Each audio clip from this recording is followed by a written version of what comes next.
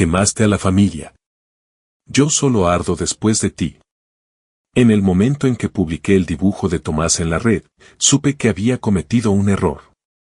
No por el dibujo en sí, mi hijo de 5 años había garabateado lo que parecía una familia feliz con figuras de palitos y un arco iris.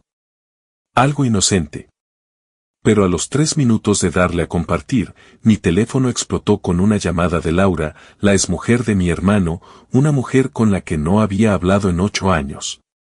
Javier, tienes que borrar esa publicación ahora mismo.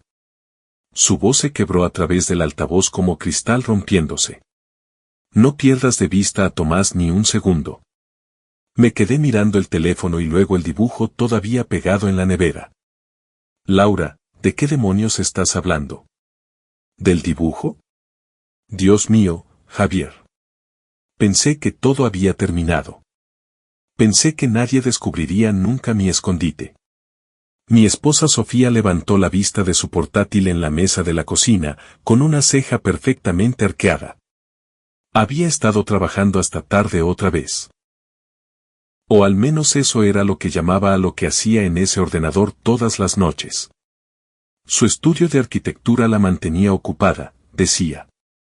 Demasiado ocupada para cenas familiares, demasiado ocupada para cuentos antes de dormir, demasiado ocupada para conversaciones que duraran más de 30 segundos. Laura, tranquilízate, dije, caminando hacia el salón. ¿Qué escondite? El dinero, Javier. El dinero. El dinero que he estado ocultando del acuerdo de divorcio. Pensé que Tomás de alguna manera lo sabía. Que quizás había visto algo en mi casa y lo había dibujado. Ese dibujo, parece mi escondite detrás del calentador de agua. Casi me reí. Casi. Laura siempre había sido dramática, pero esto era paranoia de otro nivel. Mi hermano Dani me había advertido sobre su tendencia a las teorías conspirativas, pero había olvidado lo profundo que llegaba el agujero del conejo. ¿Me estás diciendo que has estado ocultando dinero al abogado de Dani en el divorcio? Silencio, y luego un susurro, sí. Ahora sí me reí. No fue una risa agradable. Era la risa de un hombre que ha estado lidiando con sus propios problemas matrimoniales y de repente se da cuenta de que no es el único que vive en una mentira. ¿Cuánto, Laura? 40.000 euros.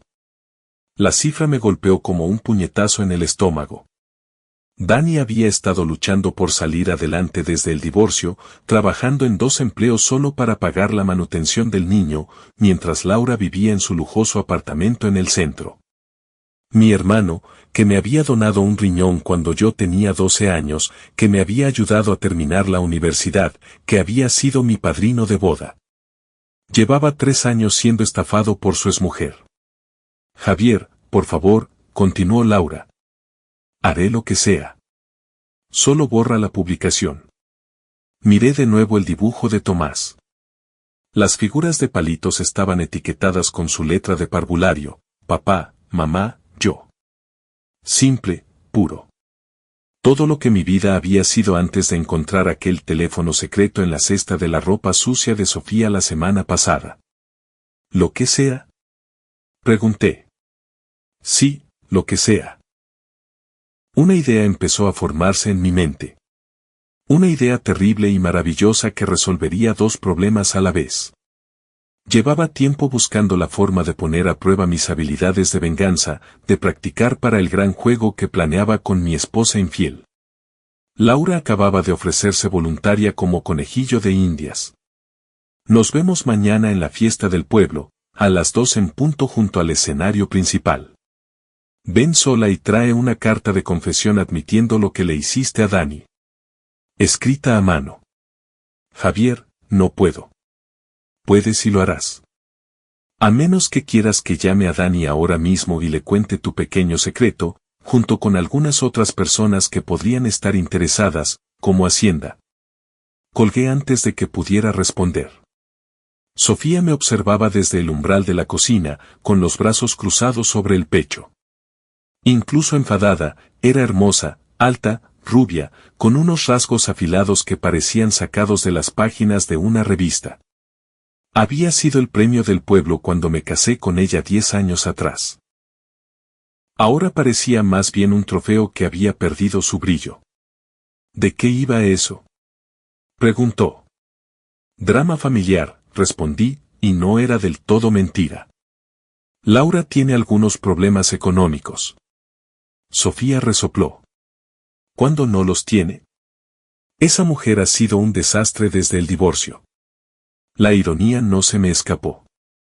Mi esposa, que llevaba 3 meses viéndose a escondidas con su compañero de trabajo, Bruno, criticaba las faltas morales de otra persona. Había visto los mensajes en aquel teléfono secreto antes de que ella tuviera la inteligencia de cambiar la contraseña. Recibos de hotel, fotos explícitas, planes de escapadas de fin de semana mientras yo me quedaba en casa con Tomás. La contraseña había sido la fecha de nuestro aniversario, 15 de octubre. Hasta su traición carecía de originalidad. Voy a acostar a Tomás, dije. Estaré trabajando hasta tarde, respondió Sofía, volviendo ya a su portátil. No me esperes despierto. Claro. Había pasado por su edificio de oficinas el jueves anterior a las 11 de la noche, cuando ella decía que estaba haciendo una jornada intensiva en el proyecto Henderson. El aparcamiento estaba vacío salvo por el coche del guardia de seguridad. Pero el BMW plateado de Bruno estaba aparcado frente al hotel del centro, junto a un vehículo que se parecía sospechosamente al Honda de mi esposa. Encontré a Tomás en su habitación, construyendo una torre con bloques de madera. Levantó la vista hacia mí con unos ojos idénticos a los míos, marrones oscuros, serios para un niño de 5 años. A veces me preguntaba qué entendía de la tensión que flotaba en casa, que captaba cuando Sofía y yo manteníamos nuestras discusiones controladas en susurros. Papá, mira, señaló su torre. Es más alta que yo. Es increíble, campeón. Me senté en su cama pequeña y lo observé añadir otro bloque a la estructura precaria. Tomás, ¿te acuerdas de cuando fuimos a casa de la tía Laura el mes pasado? Asintió. Tenía un calentador grande en el sótano. Hace ruidos graciosos. Así que eso había desencadenado el pánico de Laura. Tomás probablemente le había mencionado el calentador a Sofía, quien hizo algún comentario inocente en las redes. La conciencia culpable de Laura había hecho el resto. ¿Viste algo más en el sótano de la tía Laura? Tomás arrugó la cara, pensando. Tenía una caja detrás del calentador. Me dijo que no la tocara porque tenía papeles importantes. Papeles importantes. 40.000 euros en efectivo, más bien. Sentí una oleada de ira en nombre de Dani, seguida de algo más oscuro. Anticipación. Laura estaba a punto de aprender qué pasaba cuando se traicionaba a mi familia. Y cuando terminara con ella, tendría la práctica que necesitaba para ocuparme de Sofía. Arropé a Tomás en la cama, le leí 2 cuentos y le besé la frente. Te quiero, campeón. Te quiero, papá. Abajo, Sofía seguía frente a su portátil, pero ahora escribía mensajes en su teléfono personal, probablemente coordinando la reunión de negocios del día siguiente con Bruno. Había revisado nuestro extracto de tarjeta conjunta esa mañana. Había un cargo por 2 cenas en un restaurante italiano caro del otro lado del pueblo. En una noche en la que ella decía que trabajaba hasta tarde y yo había cenado pizza recalentada con Tomás. Voy a salir un rato, anuncié. No levantó la vista. ¿A dónde? A la ferretería. Necesito materiales para un proyecto. La televisión sonaba de fondo. Esta vez sí me miró, suspicaz. ¿Qué clase de proyecto? Ya lo verás. La ferretería cerraba en 20 minutos, pero tuve tiempo suficiente para comprar lo que necesitaba, 10 kilos de confeti biodegradable, 3 pequeños dispositivos de control remoto para petardos de fiesta y un paquete de cinta adhesiva industrial de doble cara. El dependiente adolescente me miró como si estuviera planeando la fiesta de revelación de género más elaborada del mundo. ¿Gran celebración?, preguntó. Se podría decir que sí, respondí. De vuelta en casa, pasé 2 horas en el garaje construyendo mis dispositivos con cuidado. La belleza del plan radicaba en su simplicidad. Laura recibiría su humillación pública, Dani obtendría su justicia y yo tendría mi ensayo general. Todos ganaban, excepto la persona que merecía perder. Me acosté esa noche con Sofía ya dormida o fingiendo estarlo. Llevaba puesto su camisón de seda, el que solía usar para mí, pero que ahora parecía reservar para las noches en que escribía a Bruno. Su teléfono cargaba en la mesilla y me sentí tentado de intentar adivinar su nueva contraseña. Pero no lo necesitaba. Ya tenía suficiente evidencia para destruir su vida cuando llegara el momento. En cambio, permanecí despierto planeando el enfrentamiento del día siguiente con Laura, ensayando mentalmente cada detalle, el lugar, el momento, los testigos. En un pueblo pequeño como el nuestro, la reputación no era todo. Laura estaba a punto de aprender esa lección por las malas. Y cuando terminara con ella, llegaría el turno de Sofía. La fiesta de otoño del pueblo era el tipo de evento que sacaba a todo el mundo, desde adolescentes buscando algo que hacer hasta parejas mayores reviviendo su juventud. La calle principal estaba cortada, flanqueada por puestos que vendían desde sidra casera hasta bufandas tejidas a mano. El escenario principal ocupaba el centro, donde bandas locales y grupos comunitarios se turnaban para entretener al público. Llegué temprano y me situé cerca del escenario con una vista clara de los alrededores.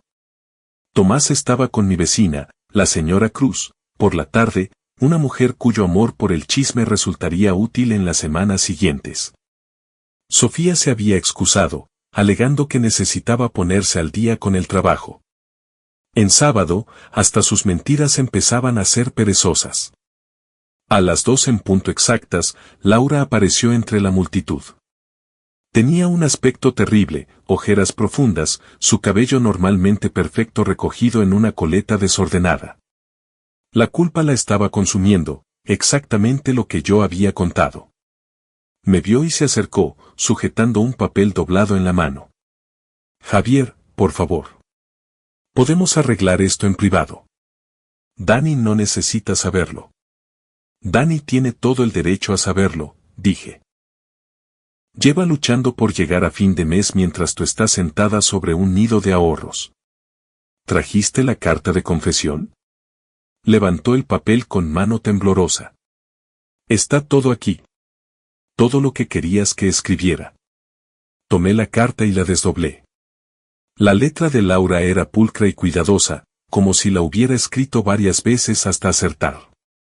Admitía haber ocultado 40.000 euros durante los trámites de divorcio, detallaba de dónde provenía el dinero, la herencia de su abuela, que había declarado mucho más pequeña, y se disculpaba con Dani por el engaño. Bien, dije, doblando la carta y guardándola en el bolsillo de la chaqueta. Ahora esperamos. ¿Esperar a qué? Antes de que pudiera responder, la banda actual terminó su actuación y la coordinadora de la fiesta, una mujer alegre llamada Beatriz, tomó el micrófono. Señoras y señores, tenemos una presentación especial esta tarde. Javier ha pedido hacer un anuncio sobre asuntos familiares. El rostro de Laura se puso blanco. Javier, ¿qué has hecho? Subí al escenario, dejándola plantada entre la multitud. Beatriz me entregó el micrófono con una sonrisa. Tómese su tiempo, querido. La multitud había crecido desde mi llegada. Reconocí rostros familiares, vecinos, compañeros de trabajo, gente de la escuela de Tomás. La señora Cruz estaba cerca del frente, con los ojos brillantes de curiosidad. Perfecto. Gracias a todos por venir hoy, comencé, con la voz clara a través de los altavoces. Quiero hablarles de la familia y de hacer lo correcto cuando alguien en quien confías traiciona esa confianza. Laura se abría paso entre la gente intentando llegar al escenario, pero estaba demasiado lejos y había demasiada gente en medio. Hace 3 años, mi hermano Dani pasó por un divorcio difícil. Como muchos de ustedes, creí que los tribunales lo habían resuelto todo de forma justa, que ambas partes habían sido honestas sobre sus bienes e ingresos. Hice una pausa, dejando que las palabras calaran. En un pueblo pequeño, todo el mundo conocía las dificultades de Dani. Había estado trabajando en la ferretería y haciendo trabajos de construcción los fines de semana solo para cumplir con sus obligaciones. Desafortunadamente, hace poco descubrí que no era así. Algunas personas que deberían haber sabido mejor, decidieron que la honestidad era opcional en los procedimientos legales. Laura había dejado de intentar llegar al escenario. Se quedó congelada entre la multitud, con el rostro convertido en una máscara de horror al darse cuenta de lo que ocurría. Saqué uno de mis dispositivos de control remoto del bolsillo de la chaqueta. Laura, ¿podrías acercarte, por favor? Todos los ojos se volvieron hacia ella. No había dónde esconderse, ni a dónde huir. Caminó lentamente hacia el escenario como un condenado acercándose al patíbulo. Laura tiene algo que le gustaría compartir con todos, continué. Algo sobre la honestidad, la familia y hacer lo correcto. Pulsé el botón del mando. El dispositivo que había fijado bajo el escenario estalló en una lluvia de confeti rosa y dorado, los colores favoritos de Laura que recordaba de su boda con Dani. La multitud jadeó, luego empezó a reír y aplaudir, pensando que formaba parte de alguna celebración elaborada. Pero Laura sabía la verdad. Entendía que el confeti era solo el acto de apertura. Adelante, Laura, dije, tendiéndole el micrófono. Cuéntales a todos lo de los 40.000 euros. Tomó el micrófono con manos temblorosas. Por un momento pensé que se negaría, que intentaría huir o inventar una historia.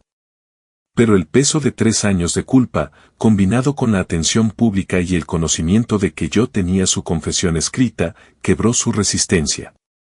Oculté dinero durante mi divorcio, dijo, con la voz apenas audible a través de los altavoces.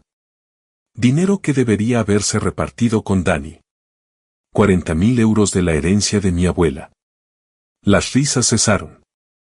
La multitud se quedó en silencio, intuyendo que aquello no era la celebración que esperaban. He estado viviendo en mi apartamento del centro mientras Dani trabajaba en 2 empleos para pagar la manutención, continuó, con lágrimas corriendo por su rostro. Me decía a mí misma que lo merecía, que él me había hecho daño durante el matrimonio. Pero no era verdad. Solo fui egoísta y codiciosa. Pulsé el segundo botón. Otra explosión de confeti, esta vez desde un dispositivo oculto en el roble cercano. Los pedazos rosa y dorado cayeron como nieve, cubriendo el cabello y los hombros de Laura. Gracias por tu honestidad, Laura, dije, recuperando el micrófono. Estoy seguro de que Dani apreciará por fin conocer la verdad. Pulsé el tercer y último botón. El dispositivo más grande, oculto detrás del cartel de la fiesta, estalló en una enorme lluvia de confeti que cubrió a media multitud. Pero esta vez, mezclados con los pedazos rosa y dorado, había fotocopias de la carta de confesión de Laura. Docenas de ellas flotando como hojas, asegurando que todos los presentes se llevaran una copia a casa. La multitud estalló en caos. Algunos reían. Otros recogían las cartas y las leían. Laura permanecía en el centro de todo, cubierta de confeti, sollozando mientras vecinos y antiguos amigos la miraban con expresiones que iban del shock al asco. Bajé del escenario y me acerqué a ella. El dinero debe devolverse a Dani en una semana, dije en voz baja. Todo, más los intereses. Y vas a llamarlo esta noche para disculparte. Asintió, incapaz de hablar. Ah, y Laura, si alguna vez intentas volver a traicionar a mi familia, lo que ha pasado hoy te parecerá una advertencia amable. Me alejé, dejándola de pie entre las ruinas de su reputación. El confeti se limpiaría al día siguiente, pero el daño a su posición en la comunidad duraría años. En un pueblo como el nuestro, todo el mundo sabría lo que había hecho en cuestión de horas. Su vida social, sus relaciones profesionales, sus posibilidades de salir con alguien decente, todo había desaparecido. Mientras conducía de vuelta a casa, sentí una satisfacción que no había experimentado en meses. El plan había funcionado a la perfección. Laura había sido humillada públicamente. Dani recuperaría su dinero y yo me había demostrado a mí mismo que podía orquestar escenarios complejos de venganza sin romper ninguna ley ni recurrir a la violencia. Pero, sobre todo, había enviado un mensaje a cualquiera que pensara en traicionar a mi familia, incluida mi esposa. Encontré a Sofía en la cocina al llegar a casa, todavía frente a su portátil. Levantó la vista cuando entré, cubierto de confeti rosa y dorado. ¿Qué te ha pasado?, preguntó. Asuntos de familia, respondí, sacudiéndome el confeti de la chaqueta. Laura tenía algunas cosas que necesitaba sacar de su pecho. El teléfono de Sofía vibró con un mensaje. Lo miró rápidamente y luego volvió a mirarme. La señora Cruz está publicando algo sobre Laura y dinero robado. ¿De qué va eso? Pregúntale a Laura, dije. Seguro que le encantará explicártelo. Subí a ducharme, dejando a Sofía recomponer la historia a partir de las publicaciones y los chismes del vecindario. Cuando bajé, estaba hablando por teléfono con su amiga Marta, su socia en el estudio de arquitectura. Sé que es una locura, decía. Javier está metido de alguna manera, pero no quiere darme detalles. Sonreí para mis adentros mientras pasaba junto a ella hacia el garaje. La fase 1 de mi aprendizaje en venganza estaba completa. Laura había sido el acto de calentamiento, el ensayo. Ahora tocaba preparar el evento principal. En el garaje abrí mi portátil y empecé a investigar técnicas de detectives privados. No para contratar a uno, no podía permitírmelo con mi sueldo de electricista, sino para aprender sus métodos, cómo realizar vigilancia sin ser detectado, cómo recopilar pruebas que se sostuvieran en un juicio, cómo documentar una infidelidad de forma útil en un proceso de divorcio. Sofía creía que era lista con su teléfono secreto y sus citas ocultas. Pero estaba a punto de descubrir que su marido era mucho más inteligente de lo que ella le había dado crédito. Y a diferencia de Laura, que se había librado con una simple humillación pública, la traición de Sofía le costaría todo. Pasé las siguientes 3 horas leyendo sobre técnicas de vigilancia, derecho de familia y protección de bienes. Cuando terminé, tenía los cimientos de un plan que haría que la humillación de Laura en la fiesta pareciera una suave reprimenda. El confeti había sido solo el comienzo.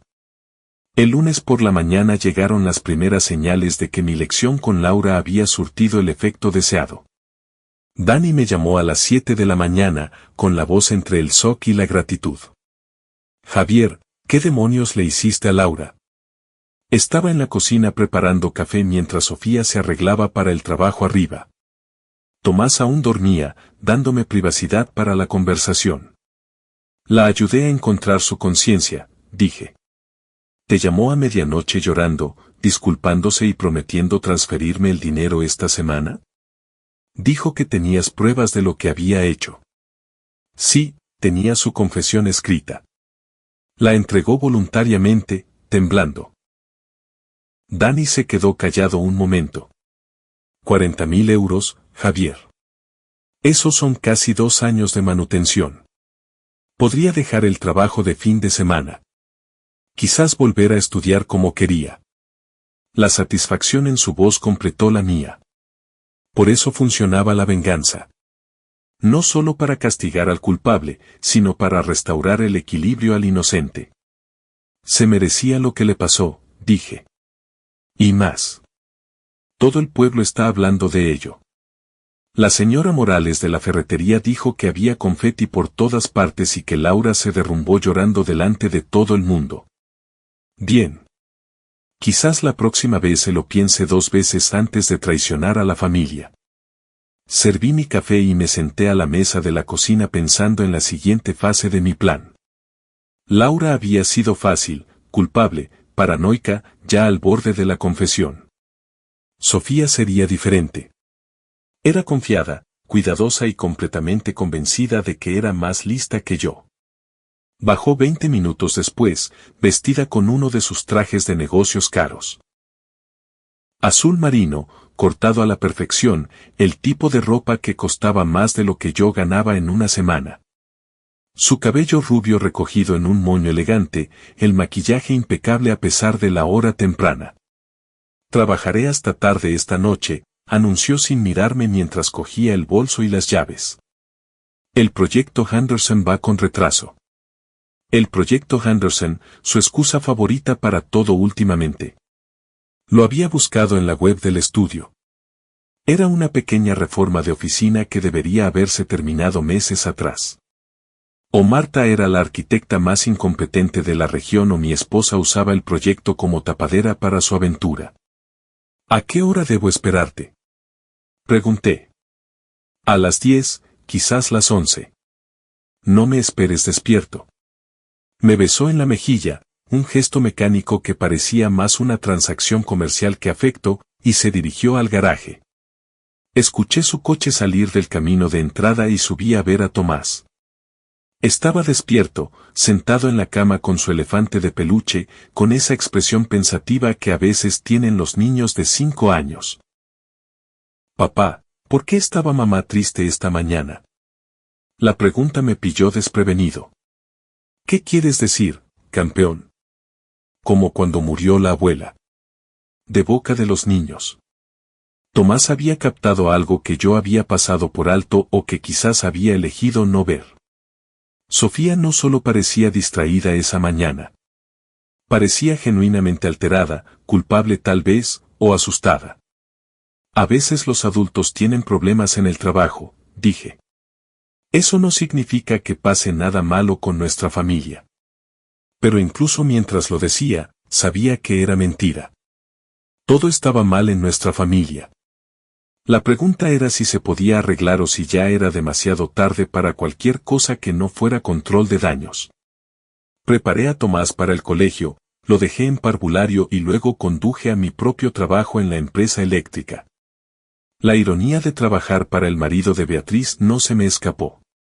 La misma mujer que me había entregado el micrófono para la humillación pública de Laura ahora dependía de mí para que el negocio de su marido funcionara sin problemas. Tomás me esperaba en la oficina con una sonrisa en su rostro curtido. Javier, hijo de Beatriz, no ha parado de hablar del numerito de la fiesta en todo el fin de semana. Dijo que Laura parecía que la había atropellado un camión. Laura tenía algunas cosas que necesitaba sacar de su pecho, dije, la misma frase que había usado con Sofía. 40.000 euros, por lo que he oído. Menuda cosa para guardar en secreto. Tom negó con la cabeza. Tu hermano tiene suerte de tenerte cuidándole las espaldas. Si tan solo Tom supiera lo que planeaba para mi propia situación familiar. Pero esa era la diferencia entre Laura y Sofía. La traición de Laura había sido por dinero, algo que se podía arreglar con una transferencia y una disculpa pública. La de Sofía iba más profundo. Había roto algo que no se reparaba con confeti y una puesta en escena ingeniosa. Pasé la mañana recableando la cocina de un restaurante, con las manos trabajando automáticamente mientras mi mente planeaba la vigilancia de esa noche. Sofía decía que trabajaría hasta tarde, lo que significaba que o estaría en la oficina, poco probable, dado que ya había confirmado que estaba vacía en sus anteriores noches largas, o se encontraría con Bruno en algún sitio. Durante la pausa del almuerzo conduje hasta el estudio de arquitectura donde trabajaba Sofía. Estaba en una mansión victoriana reformada en el centro, con añadidos de vidrio y acero sobre la estructura del siglo XIX. Caro, moderno, el tipo de lugar que cobraba precios premium por servicios básicos.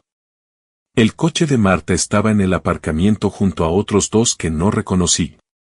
No había rastro del Honda de Sofía, lo que significaba que estaba en una reunión con un cliente o preparando ya la cita de esa noche con Bruno. Aparqué al otro lado de la calle y llamé al número del estudio desde mi móvil. Estudio de arquitectura, soy Jennifer, respondió la recepcionista. Hola, intento localizar a mi esposa, Sofía. ¿Está disponible? La señora está en una reunión con un cliente esta tarde. ¿Quiere dejar un mensaje? No, gracias. ¿Sabe cuándo volverá? Está prevista su vuelta alrededor de las 4:30. Le di las gracias y colgué. Así que Sofía estaba legítimamente trabajando, al menos por ahora. Eso me daba tiempo para preparar la vigilancia de la noche. Pasé la tarde terminando el trabajo en el restaurante y pensando en el equipo. No podía permitirme material de vigilancia profesional, pero no lo necesitaba. Una cámara decente, unos prismáticos y paciencia bastarían para documentar lo que Sofía planeaba. A las 5 volví a casa y encontré a Tomás ya allí, cuidado por la señora Cruz. La anciana vibraba prácticamente de emoción por el drama del fin de semana. Javier, querido, espero que no te importe que pregunte, pero ¿qué pasó exactamente con Laura? Todo el barrio está hablando de ello. La señora Cruz era exactamente el tipo de persona que necesitaba de mi lado, conectada a todas las redes de chismes del pueblo, de confianza para los vecinos y completamente ajena a que la estaban usando como arma. Laura había estado ocultando dinero del divorcio de Dani, dije. Pensé que ya era hora de que saliera la verdad. 40.000 euros. ¿Te lo puedes imaginar? Y el pobre Dani matándose a trabajar mientras ella vivía en ese apartamento de lujo. La señora Cruz negó con la cabeza. Hiciste lo correcto al exponerla así. A veces la gente necesita enfrentarse a las consecuencias de sus actos. Desde luego que sí, respondí. Desde luego. Después de que la señora Cruz se marchara, preparé la cena para Tomás y para mí, sándwiches de queso fundido y sopa de tomate, su favorita. Comimos en la mesa de la cocina mientras me contaba su día en el colegio, su profesora, sus amigos. Una conversación normal de padre e hijo, el tipo de cosa que hacía que la destrucción inminente de su familia pareciera un mal necesario en lugar de una elección. A las 7 llamé a mi entrenador de boxeo, Ricardo, y le pregunté si podía cuidar a Tomás unas horas. ¿Cita caliente con la mujer?, preguntó. Algo así, respondí. Ricardo llegó 30 minutos después, un hombre compacto de unos 50 años con nudillos marcados y esa sabiduría callejera que viene de criarse en barrios duros. Llevaba 2 años entrenándome, enseñándome disciplina y control, lecciones que estaban a punto de resultarme útiles de formas que nunca había imaginado. Pareces tenso, observó mientras cogía la chaqueta. ¿Todo bien en casa? Solo algunas cosas que tengo que solucionar. Me dio un consejo sencillo, sea lo que sea que te esté comiendo por dentro, enfréntalo de frente. Sin rodeos, sin juegos. Dale directo. Ojalá fuera tan simple. Pero Ricardo tenía razón en una cosa, era hora de dejar de dar vueltas a la verdad y empezar a documentarla. Conduje al centro y aparqué cerca del hotel donde había visto el BMW de Bruno la semana anterior. Eran las 8:15 y el aparcamiento estaba casi vacío. No había rastro ni del Honda de Sofía ni del coche de Bruno. Esperé. La vigilancia, había aprendido en mis investigaciones, consistía sobre todo en paciencia y preparación. Tenía un termo de café, una cámara con teleobjetivo y un cuaderno para anotar horas y detalles. Sobre todo, tenía la concentración furiosa de un hombre al que habían mentido durante meses. A las 9:20 el BMW de Bruno entró en el aparcamiento. Aparcó al fondo, lejos de las farolas, y se quedó en el coche varios minutos, probablemente enviando mensajes a Sofía, coordinando su llegada para no ser vistos juntos.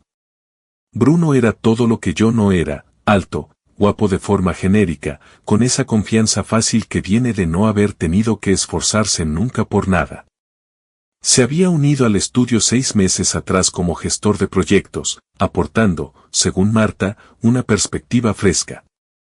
Lo que realmente había aportado era la disposición a acostarse con mujeres casadas. A las 9:35 llegó el Honda de Sofía. Aparcó 3 plazas más allá del de Bruno. Otro movimiento de aficionada que demostraba que nunca había hecho algo así antes. Una infiel profesional habría usado hoteles diferentes, noches distintas, mejor seguridad operativa. Levanté la cámara y empecé a hacer fotos, Sofía bajando del coche, mirando alrededor nerviosa, Bruno acercándose, poniéndole la mano en la parte baja de la espalda en un gesto claramente íntimo, los dos caminando juntos hacia el hotel, con el brazo de Bruno alrededor de su cintura. Las fotos eran nítidas, bien iluminadas y obtenidas legalmente desde un aparcamiento público. Serían devastadoras en un juzgado de divorcio. Esperé otra hora documentando su salida del hotel, más gestos íntimos, un beso largo junto al coche de Sofía, Bruno ayudándola con la chaqueta, momentos tiernos que deberían haber pertenecido a su marido. Cuando llegué a casa era casi medianoche. Ricardo dormía en el sofá, Tomás en la cama y el lado de Sofía en nuestra cama seguía vacío. Probablemente iría primero a su apartamento, el que yo no debía conocer, y se ducharía antes de volver a casa con alguna historia sobre trabajar hasta tarde en la oficina. Descargué las fotos en mi portátil y las guardé en una carpeta encriptada. Luego me senté a la mesa de la cocina bebiendo café y planeando la siguiente fase de mi campaña. Laura había sido sobre dinero y humillación pública. Sofía sería sobre destrucción sistemática, su carrera, sus finanzas, su reputación, su futuro. Quería jugar con nuestra familia. Bien. Pero estaba a punto de descubrir que su marido jugaba en serio. El confeti había sido un juego de niños.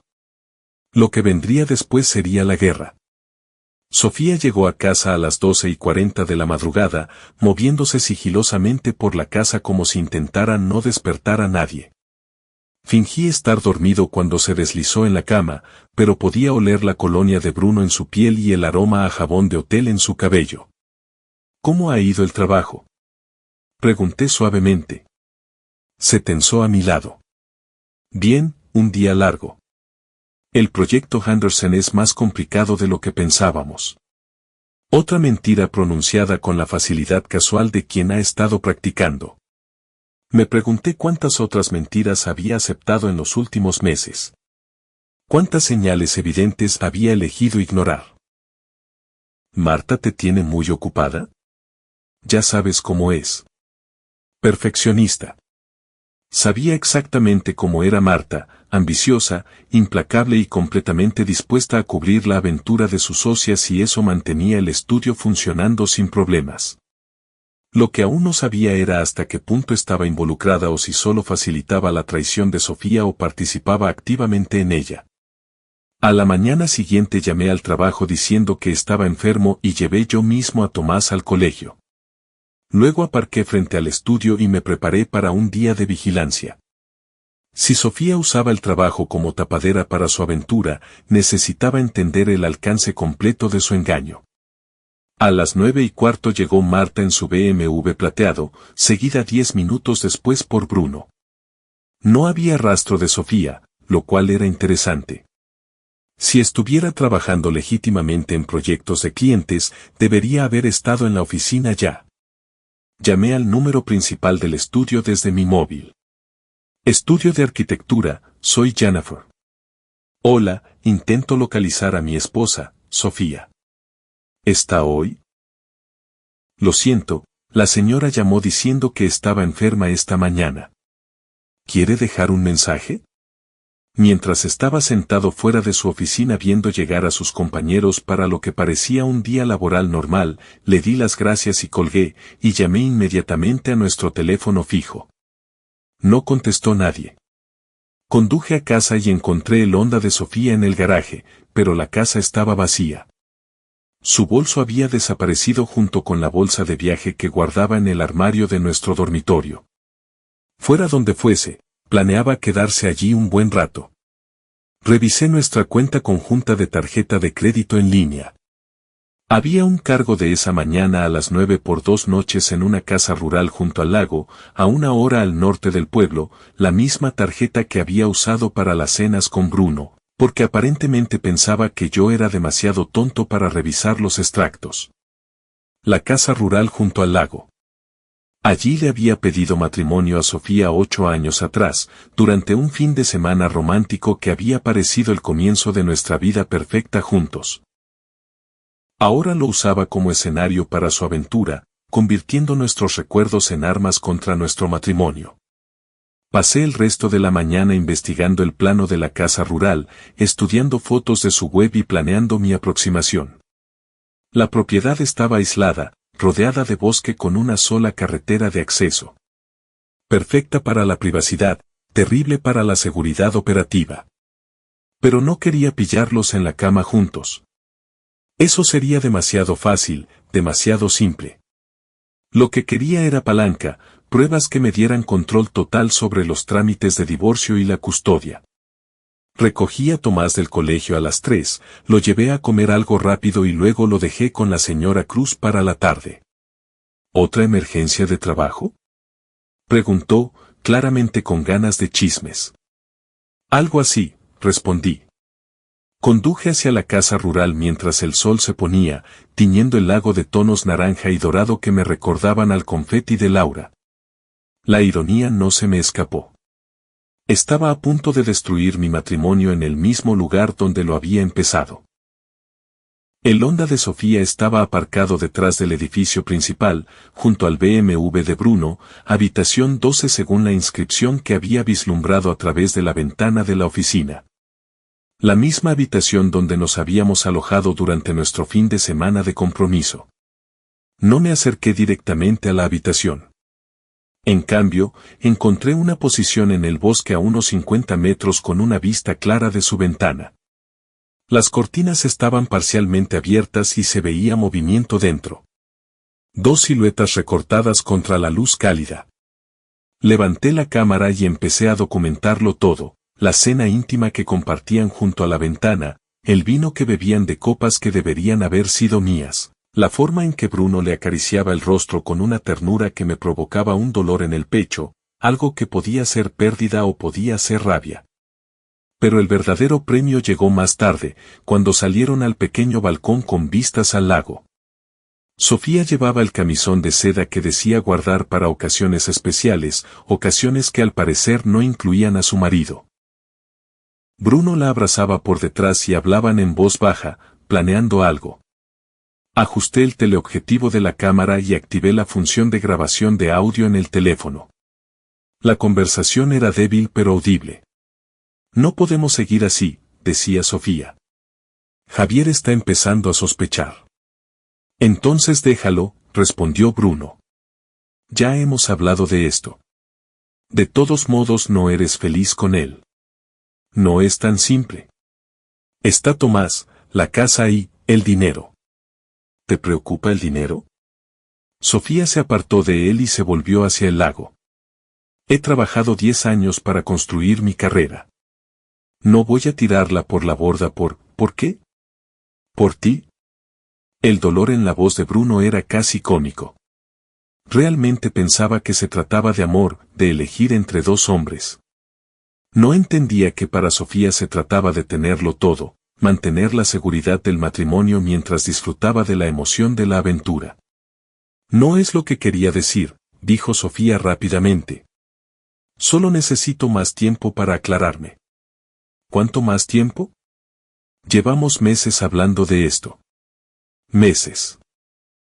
No los 3 que yo había sospechado, sino mucho más. Recordé los cambios en el comportamiento de Sofía, la distancia que había crecido entre nosotros, las excusas y las noches largas. ¿Cuánto tiempo llevaba viviendo con una extraña? Volvieron dentro y pasé otra hora documentando sus actividades a través de las cortinas entreabiertas. Cuando me marqué, tenía docenas de fotos y casi una hora de grabaciones de audio que serían devastadoras en un juzgado. Pero, sobre todo, tenía una comprensión completa de la mentalidad de mi esposa. No planeaba dejarme por Bruno. Planeaba tenernos a los dos indefinidamente, manteniendo su vida cómoda mientras perseguía su aventura emocionante. Eso lo cambiaba todo. Conduje de vuelta a casa en la oscuridad, pensando en la estrategia. El castigo de Laura había sido rápido y público, diseñado para humillarla ante toda la comunidad. El de Sofía necesitaría ser más sofisticado, más completo. Quería jugar a largo plazo. Bien.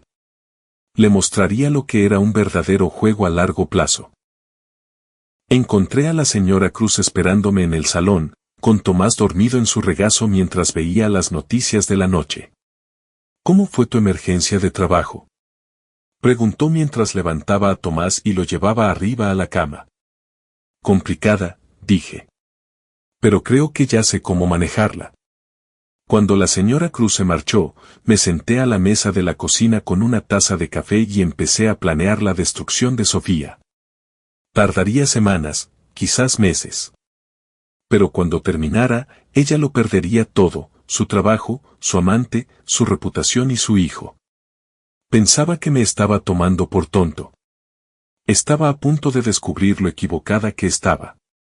El confeti había sido un disparo de advertencia. La vigilancia había sido recopilación de inteligencia. Lo que vendría después sería una guerra total con armas que ni siquiera sabía que existían. Y yo iba a disfrutar cada minuto. Las siguientes 3 semanas fueron una lección magistral de paciencia y preparación.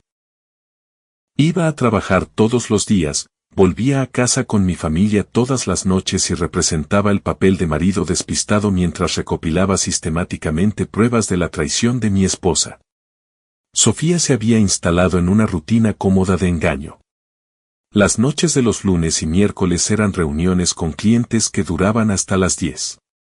Las tardes de los viernes eran visitas a obras que se alargaban hasta viajes de noche. Los fines de semana a menudo incluían consultas de emergencia que requerían su atención inmediata. Cada mentira quedaba documentada, cruzada y añadida a mi creciente archivo de pruebas, recibos de tarjeta, registros de hotel, registros telefónicos, fotografías, grabaciones de audio. Estaba construyendo un caso que sería absolutamente devastador en un juzgado de divorcio. Pero la documentación era solo la primera fase de mi plan. La segunda fase implicaba a Marta. La había estado observando con atención, estudiando sus patrones y relaciones. Era la socia de Sofía, su mejor amiga y la principal facilitadora. Proporcionaba coartadas, cubría ausencias y en general hacía posible la aventura mediante su ceguera voluntaria y su cooperación activa. Más importante aún, Marta tenía sus propios secretos. Lo descubrí por casualidad mientras seguía a Sofía a lo que creía que era otra cita con Bruno. En cambio, se reunió con Marta en un restaurante caro del centro donde pasaron 2 horas en una conversación intensa mientras bebían vino y picaban aperitivos.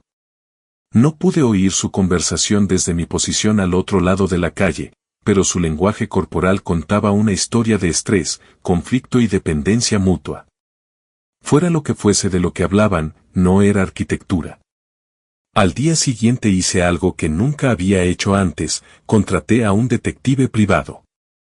Se llamaba Marcos, un exinspector de policía especializado en fraudes empresariales e investigaciones matrimoniales. Era caro, pero había estado ahorrando durante meses, preparándome para el divorcio que sabía que se avecinaba. Necesito que investigues el estudio de arquitectura, le dije durante nuestra reunión en una cafetería del otro lado del pueblo. En concreto, quiero saber si están facturando a los clientes por trabajos que no se están realizando. Marcos levantó una ceja. ¿Fraude en seguros? ¿Fraude de horas? Mi esposa dice que trabaja hasta tarde y los fines de semana en proyectos de clientes, pero tengo motivos para creer que está usando el tiempo de la empresa para actividades personales. ¿Y quieres que lo demuestre? Quiero que lo documentes a fondo. Marcos pasó una semana investigando las prácticas de facturación del estudio, las comunicaciones con clientes y los plazos de los proyectos. Lo que encontró fue incluso mejor de lo que había esperado. Tu esposa y su socia han estado sobrecargando sistemáticamente a los clientes, me informó en nuestra segunda reunión. Están cobrando semanas de 40 horas en proyectos que requieren quizás 20 horas de trabajo real.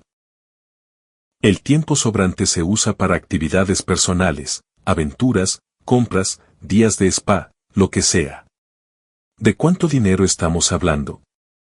Conservadoramente, unos 50.000 euros en el último año, posiblemente más. 50.000 euros, suficiente para destruir la carrera de ambas mujeres y posiblemente derivar en cargos penales. pero no me interesaba enviar a mi esposa a prisión. Quería algo mucho más satisfactorio. ¿Puedes documentarlo todo? Fechas, horas, instancias concretas de fraude. Ya está hecho. Marcos me entregó una carpeta gruesa, extractos bancarios, facturas de clientes, grabaciones de cámaras de seguridad del edificio de oficinas, datos de localización de móviles, todo lo necesario para demostrar un fraude sistemático. Pagué los honorarios de Marcos y llevé la carpeta a casa, donde pasé la tarde estudiando su contenido. Las pruebas eran abrumadoras, detalladas y absolutamente condenatorias. Marta y Sofía habían estado dirigiendo un sofisticado timo, usando la confianza de sus clientes y la reputación del estudio para financiar sus vidas personales. Pero lo hermoso de las pruebas no era solo su exhaustividad. Era su flexibilidad. Podía usarlas para destruir a ambas mujeres inmediatamente o podía usarlas como palanca para controlarlas por completo. Elegí el control. El siguiente viernes por la tarde, mientras Sofía supuestamente estaba en otra reunión con un cliente, conduje hasta la casa de Marta en la zona cara del pueblo. Era una colonial moderna con garaje para 3 coches y un jardín perfectamente cuidado. El tipo de casa que requería mucho dinero para mantener. Dinero que provenía de defraudar a clientes. Marta abrió la puerta en pantalones de yoga y sudadera de diseño, con una copa de vino en la mano. Pareció sorprendida de verme, pero aún no alarmada. Javier, ¿qué te trae por aquí? ¿Sofía viene contigo? Sofía está trabajando, o al menos eso me dijo. ¿Podemos hablar? Marta dudó, luego se apartó para dejarme pasar. Su casa era exactamente lo que esperaba, muebles caros, obras de arte originales, ese lujo de buen gusto que gritaba éxito profesional. ¿De qué se trata?, preguntó mientras nos sentábamos en el salón. Abrí la carpeta que Marcos había preparado y extendí algunos documentos sobre su mesa de centro, extractos bancarios, facturas, hojas de horas. El rostro de Marta se puso blanco al reconocer lo que estaba mirando. Esto es sobre fraude, dije con calma. En concreto, el sobrecargo sistemático en el que tú y mi esposa habéis estado involucradas durante el último año. Dejó la copa de vino con mano temblorosa. No sé de qué estás hablando. 50.000 euros, Marta.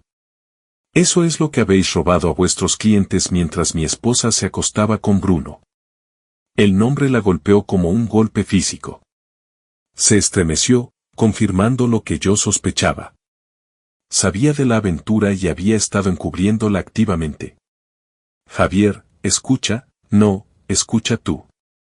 Me incliné hacia adelante, dejando que viera la furia fría en mis ojos. Has estado ayudando a mi esposa a destruir nuestro matrimonio mientras robabais dinero a clientes inocentes. Eso te hace cómplice tanto de la infidelidad como del fraude. ¿No es lo que piensas? Es exactamente lo que pienso. La pregunta es ¿qué vamos a hacer al respecto? Marta miró los documentos extendidos sobre la mesa, con la mente claramente repasando opciones y consecuencias. Era lo suficientemente inteligente como para entender que las pruebas eran abrumadoras, lo suficientemente detalladas como para destruir su carrera y posiblemente enviarla a prisión. ¿Qué quieres?, preguntó finalmente. Quiero que dejes de facilitar la aventura de mi esposa. Quiero que empieces a decirme la verdad sobre sus actividades.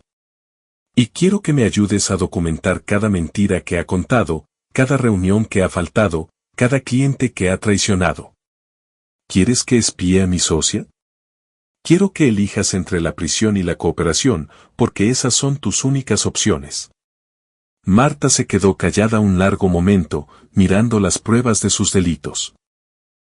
Cuando levantó la vista, había algo parecido a la resignación en sus ojos.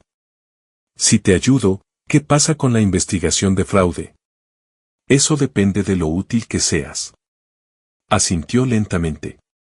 ¿Qué necesitas saber? Durante la siguiente hora, Marta me lo contó todo. La aventura llevaba 8 meses, no los 3 que yo había sospechado originalmente. Sofía había estado usando recursos de la empresa para financiar sus actividades, cargando gastos personales a cuentas de clientes, usando la oficina para reuniones privadas, incluso sacando dinero de la cuenta operativa del estudio para pagar sus facturas de hotel.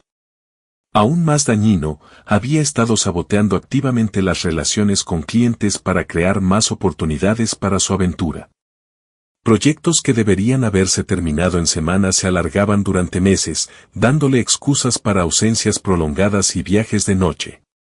Va a destruir el estudio, dijo Marta finalmente.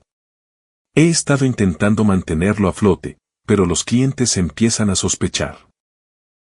El proyecto Henderson debería haberse terminado hace 3 meses. El proyecto Henderson, la excusa favorita de Sofía para todo. Casi me reí por la ironía. Había estado usando una crisis ficticia para encubrir una real. Esto es lo que va a pasar, dije, recogiendo los documentos. Vas a empezar a documentar todo lo que hace Sofía. Cada mentira, cada ausencia, cada cargo fraudulento. Vas a ayudarme a construir un caso que la destruya por completo. Y si te niegas, esta carpeta irá a la fiscalía el lunes por la mañana junto con una denuncia detallada sobre vuestras prácticas de facturación. Estarás esposada el martes. Marta cerró los ojos. Me estás pidiendo que traicione a mi mejor amiga. Te estoy pidiendo que elijas entre tu mejor amiga y tu libertad. ¿Qué va a hacer? Abrió los ojos y me miró con algo que podría haber sido respeto. No eres el hombre que creía que eras. No, dije, poniéndome en pie. No lo soy. Salí de la casa de Marta con una nueva aliada y una comprensión completa de la traición de mi esposa. La aventura era peor de lo que había sospechado. El fraude financiero era extenso y el desprecio de Sofía por nuestro matrimonio era absoluto. Pero ahora tenía palanca sobre las 2 mujeres, pruebas detalladas de sus delitos y un plan que las destruiría a ambas de forma sistemática y completa. El confeti había sido un juego de niños. La vigilancia había sido recopilación de inteligencia. Lo que vendría después sería la aniquilación completa de todo lo que Sofía había construido, de todo lo que le importaba, de todo lo que creía que podía dar por sentado. Quería jugar con nuestra familia. Bien. Pero el juego había terminado y yo ya había ganado. 3 días después de mi reunión con Marta, todo cambió. Llegué a casa del trabajo y encontré a Tomás sentado a la mesa de la cocina con sus ceras, dibujando otro dibujo. Pero este era diferente de sus escenas habituales de familia feliz. Este mostraba figuras de palitos claramente discutiendo. Una con cabello largo amarillo como el de Sofía, otra con cabello corto castaño como el mío, y una figura pequeña en la esquina que parecía triste y sola. ¿Qué es eso, campeón? Pregunté, sentándome a su lado. Mamá y papá discutiendo, dijo con naturalidad. Como ayer cuando creísteis que estaba dormido. La sangre se me heló. Sofía y yo habíamos tenido cuidado de mantener nuestras discusiones en voz baja para preservar la ilusión de normalidad por el bien de Tomás. Pero los niños de 5 años eran más perceptivos de lo que los adultos les daban crédito. ¿Qué oíste, Tomás? Temblando, siguió coloreando sin mirarme. Mamá estaba llorando. Dijo que sentía algo. Tú dijiste palabras feas. La conversación a la que se refería había ocurrido 2 noches atrás, cuando Sofía había llegado tarde otra vez con otra mentira transparente sobre reuniones con clientes. La había confrontado en nuestro dormitorio, exigiendo saber dónde había estado realmente. Se había derrumbado llorando, pero no había confesado, solo insistía en que yo estaba siendo paranoico y controlador. Había dicho algunas cosas que probablemente no debería haber dicho, y al parecer Tomás las había oído. A veces los adultos discuten, le dije. Pero eso no significa que no te queramos. ¿Tú y mamá os vais a divorciar? El golpe me dio en el estómago. No porque no supiera la respuesta, sabía desde hacía semanas que el divorcio era inevitable, sino porque Tomás lo había descubierto por sí mismo. ¿Por qué preguntas eso? Porque los padres de Jamie se divorciaron y discutían como vosotros. Ahora Jamie vive con su papá y solo ve a su mamá los fines de semana. Miré el dibujo de mi hijo, viendo la destrucción de nuestra familia a través de sus ojos inocentes. La figurita triste en la esquina se parecía exactamente a Tomás. Atrapado en medio de algo que no entendía. Sufriendo por elecciones que no había hecho. Esa noche, después de que Tomás se durmiera, tomé una decisión que lo cambió todo. Llamé a Bruno. Su número había sido fácil de encontrar, aparecía en la web del estudio junto a su foto profesional y una biografía que lo hacía sonar como un genio de la arquitectura. En realidad, era un gestor de proyectos mediocre que había tropezado con una aventura con una mujer casada y creía que había ganado la lotería. Respondió al tercer tono. Bruno al habla. Soy Javier, el marido de Sofía. Tenemos que hablar. Silencio, luego, no creo que sea buena idea. Creo que es una gran idea, a menos que prefieras tener esta conversación delante de tus compañeros, tus padres o el colegio de arquitectos. ¿Qué quieres? Quiero que te reúnas conmigo en el bar de la plaza principal dentro de 1 hora. Ven solo. El bar era el tipo de local donde se mantenían conversaciones serias, oscuro, tranquilo, con reservados que ofrecían privacidad y un camarero que se ocupaba de sus asuntos. Llegué primero y elegí un reservado en la esquina con vista a la entrada.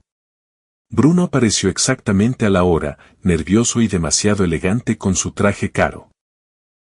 Me vio inmediatamente y se acercó, con las manos temblando ligeramente mientras se sentaba frente a mí. Antes de que digas nada, empezó, quiero que sepas que nunca quise que esto pasara. Cállate, dije con calma. Vas a escuchar y yo voy a hablar. ¿Entendido? Bien. Esto es lo que va a pasar. Vas a terminar tu aventura con mi esposa esta misma noche. Vas a decirle que te has dado cuenta de que lo que estás haciendo está mal, que no puedes seguir viéndote con una mujer casada y que crees que debería trabajar en su matrimonio. No puedo hacer eso. La quiero. Casi me reí. ¿La quieres? Llevas 8 meses acostándote con ella en habitaciones de hotel mientras su hijo de 5 años me pregunta por qué mamá nunca está en casa. Eso no es amor, Bruno. Eso es egoísmo. No lo entiendes. Sofía no es feliz contigo. No lo ha sido durante años. ¿Y eso te da derecho a destruir mi familia? Me incliné hacia adelante y por un momento vi un destello de la arrogancia que le había hecho creer que podía robar a la mujer de otro hombre sin consecuencias. Quizás si hubiera sido un mejor marido, no habría necesitado a nadie más. Las palabras quedaron suspendidas en el aire entre nosotros como un desafío. Sentí algo frío y peligroso asentarse en mi pecho. La misma sensación que tenía en el ring de boxeo cuando un oponente cometía un error que lo dejaba abierto a un contragolpe devastador. ¿Crees que soy un mal marido? Pregunté en voz baja. Creo que eres un tipo de clase trabajadora que se casó por encima de sus posibilidades y nunca supo cómo mantener el interés de su mujer. Ese fue su error. El momento en que su arrogancia superó su miedo, cuando decidió atacar en lugar de disculparse. Fue también el momento en que dejé de verlo como un necio despistado y empecé a verlo como un enemigo que merecía todo lo que estaba a punto de sucederle. Metí la mano en la chaqueta y saqué un sobre. Deja que te enseñe algo interesante. Volqué el contenido sobre la mesa, fotografías de la casa rural junto al lago, extractos bancarios que mostraban facturación fraudulenta, intercambios de correos entre Bruno y Sofía hablando de su aventura y una cronología detallada de sus actividades durante los últimos 8 meses. El rostro de Bruno se puso blanco al reconocer lo que estaba mirando. Esto es todo, dije. Cada mentira, cada hora robada, cada cargo fraudulento. Suficiente evidencia para destruir vuestras carreras a los dos y posiblemente enviaros a prisión por fraude. No puedes probar nada. Puedo probarlo todo. Marcas de tiempo, registros de tarjetas, grabaciones de cámaras de seguridad, declaraciones de testigos. Llevo semanas documentando vuestra aventura, Bruno. Sé dónde habéis estado, cuándo y cuánto dinero robado habéis gastado. Me incliné hacia adelante, dejando que viera la furia fría en mis ojos. Pero aquí viene la parte interesante. No quiero destruirte. Quiero darte una elección. ¿Qué elección? Puedes terminar la aventura esta misma noche y desaparecer de nuestras vidas para siempre. Mudarte a otra ciudad, encontrar otro trabajo, empezar de nuevo en otro sitio. Haz eso y estos documentos se quedan en mi caja fuerte. Y si no, el lunes por la mañana copias de todo irán a tu jefe, al colegio profesional, a la fiscalía y a todos los clientes importantes que haya tenido el estudio. El martes estarás sin trabajo. El viernes estarás bajo investigación penal. Bruno miró las pruebas extendidas sobre la mesa, con la mente claramente repasando opciones y consecuencias. Era lo suficientemente inteligente como para entender que lo tenía completamente atrapado, pero lo suficientemente arrogante como para buscar una salida. Estás faroleando, dijo finalmente. No destruirás la carrera de Sofía solo para vengarte de mí. Sonreí, y algo en mi expresión le hizo estremecerse. Tienes razón. No destruiré la carrera de Sofía solo para vengarme de ti. La destruiré para vengarme de ella. Tú solo eres daño colateral. Nunca te perdonará. De todos modos nunca me perdonará. La pregunta es si vas a ser lo suficientemente listo como para salvarte a ti mismo o lo suficientemente estúpido como para hundirte con ella. Bruno se quedó callado un largo momento, mirando las fotografías de sí mismo con mi esposa. Cuando levantó la vista, había algo parecido a la derrota en sus ojos. Si termino con Sofía, ¿realmente mantendrás esto en silencio? Si lo terminas esta noche, te mudas de ciudad en 2 semanas y nunca vuelves a contactar con mi esposa, entonces sí, estos documentos desaparecen para siempre. Y si la vuelvo a ver, entonces descubrirás lo que un tipo de clase trabajadora puede hacer cuando alguien amenaza a su familia. La amenaza fue sutil, pero inconfundible. Bruno entendió que ya no hablaba solo de consecuencias legales. Hablaba de consecuencias físicas. De acuerdo, dijo en voz baja. Lo haré. Bien. Llámala ahora. ¿Ahora? ¿Aquí mismo? Mientras estoy sentado aquí. Pon el altavoz. Bruno sacó el teléfono con manos temblorosas y marcó el número de Sofía. Ella respondió al segundo tono, con la voz cálida e íntima de una forma en que no me había hablado en meses. Bruno, no esperaba oírte esta noche. Sofía, tenemos que hablar de nosotros. ¿De nosotros? Bruno me miró, luego volvió al teléfono. No puedo seguir con esto. La aventura, las mentiras, el escondernos. No está bien. Silencio. Luego, ¿qué estás diciendo? Que se acabó. Creo que deberías trabajar en tu matrimonio. Intentar arreglar las cosas con Javier y Tomás. Bruno, ¿qué pasa? Me estás asustando. No pasa nada. Solo, me he dado cuenta de que lo que estamos haciendo está haciendo daño a personas buenas, y no puedo seguir formando parte de eso. Más silencio, luego la voz de Sofía, fría y suspicaz, ¿dónde estás ahora? Bruno me miró de nuevo. Negué ligeramente con la cabeza. En casa, mintió. Llevo semanas pensando en esto y he tomado una decisión. Se acabó. Bruno, por favor. Lo siento. De verdad. Pero tiene que ser así. Colgó antes de que ella pudiera responder.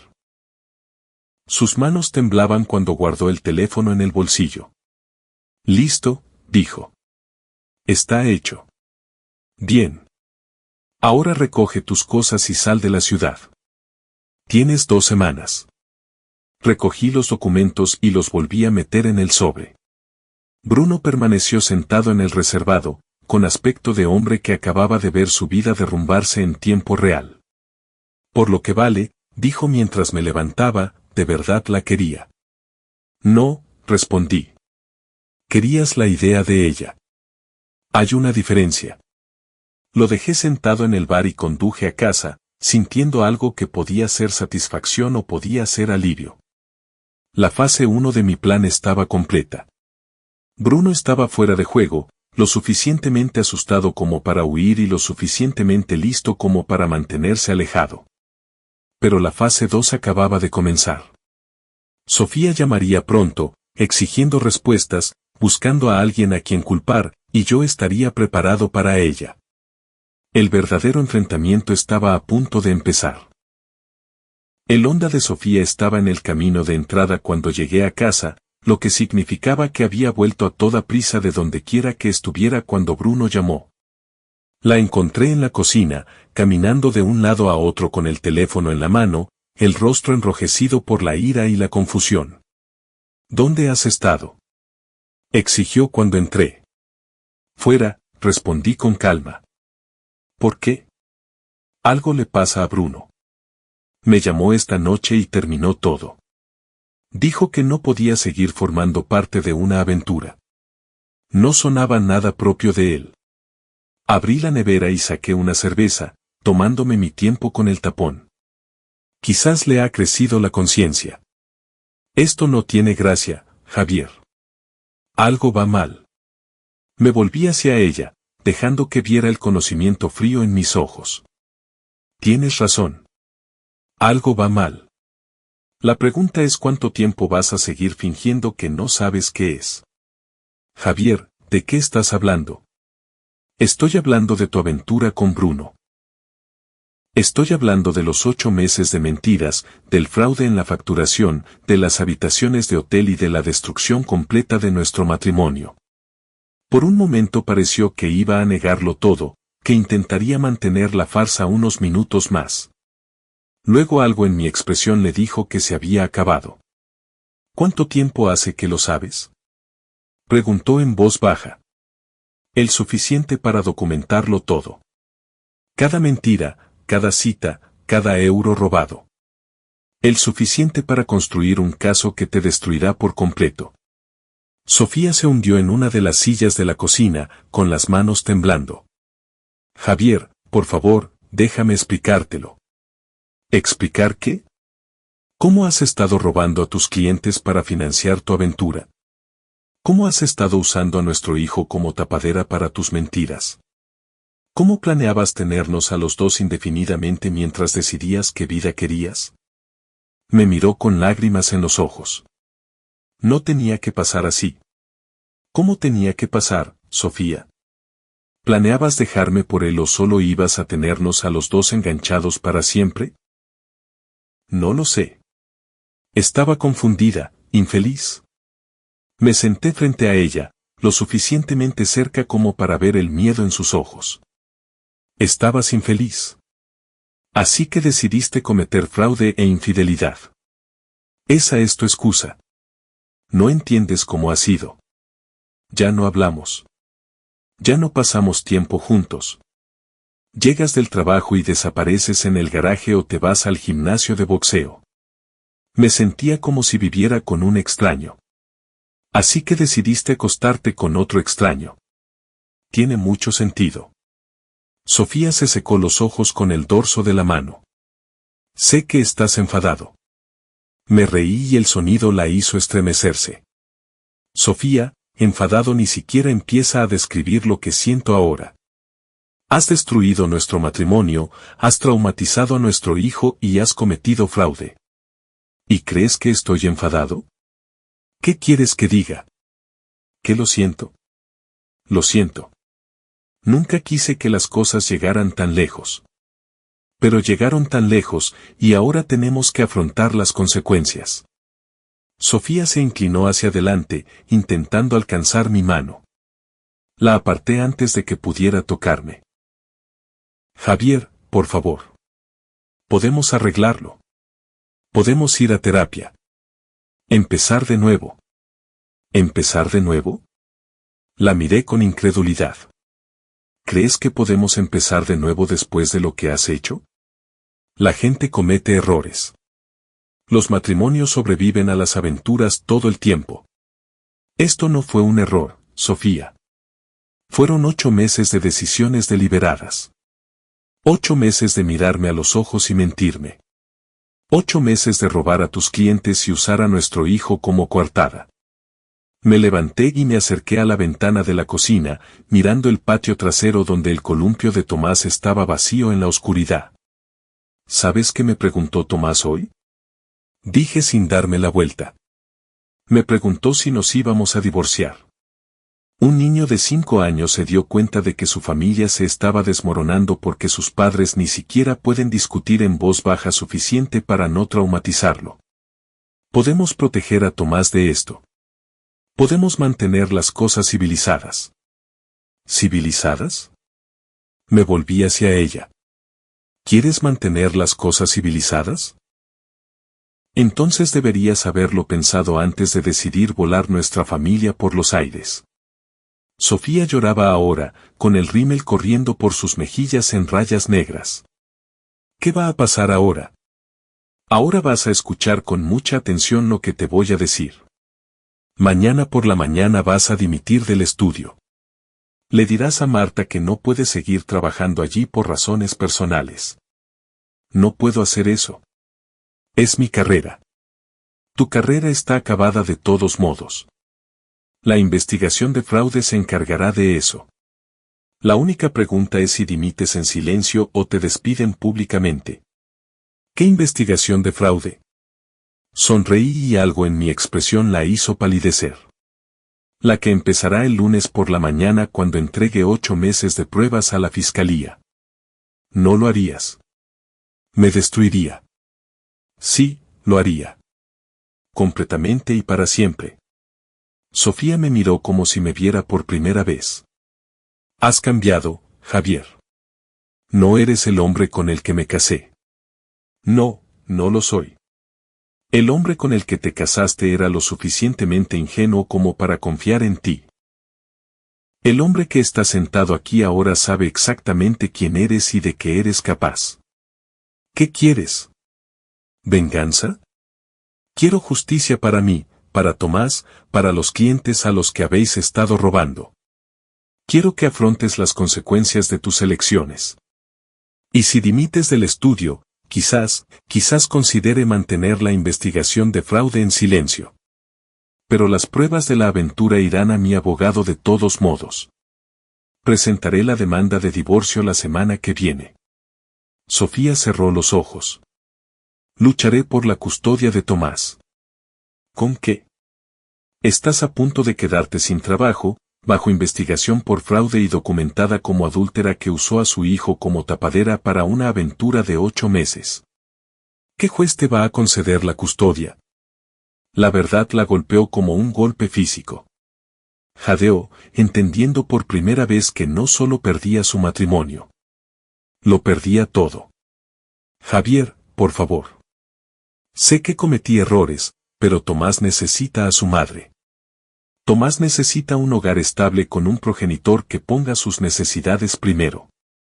Esa no eres tú, Sofía. No lo has sido durante meses. Caminé hacia la puerta de la cocina, luego me detuve y la miré por encima del hombro. Tienes hasta mañana por la mañana para decidir. Dimite en silencio y quizás podamos acordar algún tipo de régimen de visitas. Niégate y te destruiré tan completamente que Tomás se avergonzará de tenerte como madre. Estás siendo cruel. Estoy siendo justo. Tú tomaste tus decisiones. Ahora te toca vivir con las consecuencias. La dejé sentada en la cocina y subí a ver a Tomás. Dormía en su cama, abrazado a su elefante de peluche, con aspecto pacífico e inocente de una forma que me provocaba un dolor en el pecho de furia protectora. Esto era lo que Sofía había arriesgado. Esto era lo que había estado dispuesta a sacrificar por su aventura con Bruno. La seguridad de nuestro hijo, su felicidad, su fe en las personas que se suponía que debían protegerlo. Me senté en el borde de la cama de Tomás durante mucho tiempo, escuchando su respiración, pensando en el futuro que íbamos a construir juntos. No sería el futuro que había planeado, pero sería honesto. Sería real. Y sería nuestro. Abajo se oía a Sofía moverse, probablemente haciendo una maleta. Esa noche iría a un hotel, quizás llamaría a Marta para llorar sobre lo poco razonable que estaba siendo yo. Mañana se daría cuenta de que sus elecciones tenían consecuencias, de que las acciones tenían un precio y de que el hombre al que había traicionado no se lo iba a poner fácil. El confeti había sido práctica. La vigilancia había sido preparación. El enfrentamiento con Bruno había sido un disparo de advertencia. Pero esto era justicia. Fría, calculada y absolutamente definitiva. Sofía había querido jugar con nuestra familia. Ahora iba a aprender que algunos juegos tienen ganadores y perdedores.